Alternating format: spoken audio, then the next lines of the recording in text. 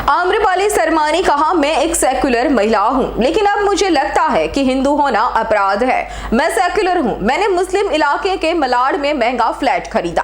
अब मुझे यहां आसपास के मुसलमान परेशान कर रहे हैं। मेरे घर के आगे मांस का टुकड़ा फेंक देते हैं। जानबूझकर मुझे भड़काया जाता है ताकि मैं घर छोड़कर चली जाऊं। दोस्तों, मैं आम्रपाली शर्मा हूं। मुंबई मलाड वेस्ट मालवनी के एरिया में रहती हूं। यहाँ के कुछ सांप्रदायिक मुस्लिम लोग मुझे हैरेस कर रहे हैं, मुझे टारगेट कर रहे हैं अपने वेस्टेड इंटरेस्ट के लिए, और बहाने लेते हैं कभी एनिमल फीडिंग के, कभी किसी और चीज के।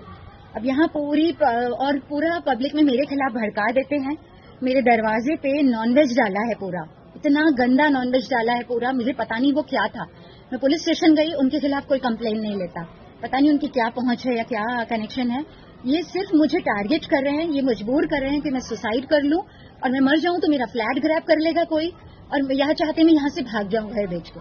ये सिर्फ टारगेट किया जा रहा है। अपने देश में एक हिंदू महिला जानवर प्रेमी होने के तौर पे मुझे टारगेट किया जा रहा है, मुझे मेंटली हैरेस किया जा रहा है और रोज मारने की धमकी दी जाती है। मैं पुलिस को बुलाती हूँ, पुलिस कुछ नहीं कर पाती। ये लोग रोज इकट्ठा हो जाते हैं और मेरी बिल्डिंग के सेक्रेटरी, चेयरमैन सब मुझे हैरेस कर रहे हैं। मेरे दरवाजे पे जो नॉनवेज डलवाया है वो उन्होंने डलाया है, लेकिन पुलिस ने कंप्लेन नहीं ली। उसमें बीफ था, क्या था वो भी चेक नहीं किया। अब इनके किसी के दरवाजे पे कोई डाले तो उसपे तो दंगे फसाद हो जाएंगे। यहाँ पर एक हिंदू आदमी, एक हिंदू महिला इस पूरे देश में एक जगह पे रह रही है, तो वो उसकी गलती है कि वो मुस्लिम बहुल एरिया में आके रह रही है। मैं सेक्युलर हूँ, लेकिन मुझे अपने एज ए हिंदू अपनी अस्तित्व के लिए संघर्ष करना पड़ रहा है। मैं टारगेट हूँ, मैं विक्टिम हूँ यहाँ। अब बताइए मैं कहाँ जाऊँ? लोग बोलते हैं तुमने मुस्लिम एरिया में जगह लेके गलत कर दिया। अपना देश है और इनके साथ किसी के साथ कुछ भी होता है, ये माइनॉरिटी का झंडा लेके ओवर रिएक्ट करने लगते हैं, पूरा देश उनके सपोर्ट में आ जाता है। क्या हिंदू होना गुनाह है? जानवर प्रेमी होना गुनाह है? बकरीद के दिन उन्होंने पूरे बकरे लटका दिए थे सोसाइटी में, हर तरफ खून था। उसके पुलिस में बोला, उन्होंने बोला हाँ हम बोलते हैं। इनके खिलाफ कोई एक्शन ही नहीं होता। ऐसे लगता है कि मतलब हम हिंदू होकर इस सोसाइटी में, इस समाज में, देश के कोने में रह नहीं सकते, और फिर ये बोलते कि हमको कोई घर नहीं देता, हमको माइनॉरिटी में भेदभाव किया जाता है। लेकिन भेदभाव मेरे साथ हो रहा है। मेजॉरिटी हिंदू है लेकिन भेदभाव मेरे साथ हो रहा है। मैं रोज पेपर स्प्रे लेके जाती हूँ नीचे, क्योंकि ये लोग मुझे मारने की धमकी देते हैं। और जानवरों को खिलाने का मुद्दा नहीं है, ये सिर्फ एक हिंदू महिला को टारगेट करने का है। और इस एरिया में और भी लोगों के साथ ये हो रहा है। हर किसी को कुछ न कुछ बहाना लेके टारगेट करते हैं और फिर उसे मारने की धमकी देते हैं, और धीरे धीरे कि वो नौकरी, अपना घर दुकान बेच के यहाँ से निकल जाए। पलायन के लिए मजबूर करना इनका मकसद है। यह आदमी आत्महत्या कर ले।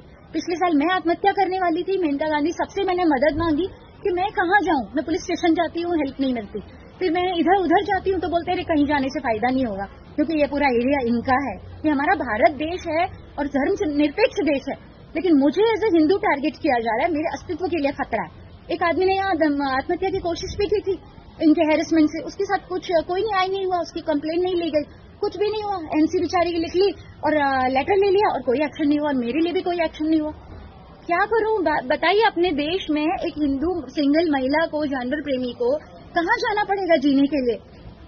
क्या हमारा धर्मनिरपेक्ष देश में हिंदुओं के लिए जगह नहीं है? सेक्युलर होना गुनाह है, इंसान होना गुनाह है। यहाँ मुझे टारगेट किया जा रहा है। और दोस्तों, कल मेरे साथ कुछ भी होगा, ये कम्युनिटी जिम्मेदार होगी जो यहाँ है, ये लोग जो मुझे टारगेट कर रहे हैं। અમારી તમામ માહિતીથી અપડેટ રહેવા માટે જોડાયેલા રહો S9 ન્યૂઝ સાથે।